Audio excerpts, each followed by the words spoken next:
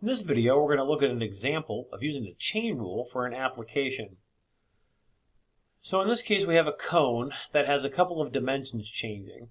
The radius is increasing at 1.8 inches per second, while the height is decreasing at 2.5 inches per second.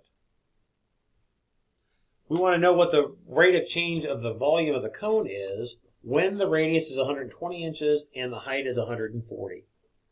So we can think of V and, well, actually, we can think of R and H and then hence V as functions of time because the radius is changing with respect to time, the height is changing with respect to time, which makes the volume change with respect to time.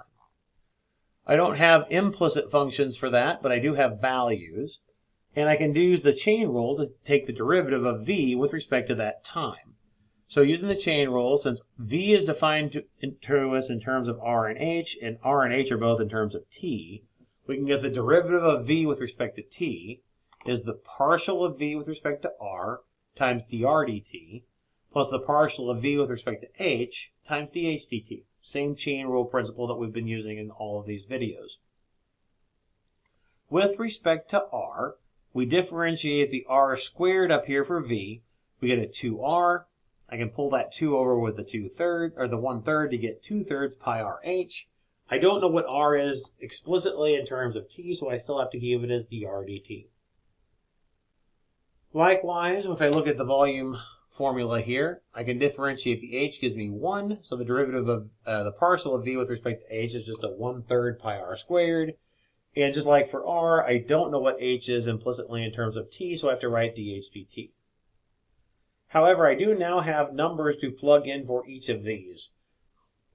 When R is 120 and when R is 140 was given to us, so we're going to plug those in for R and H respectively.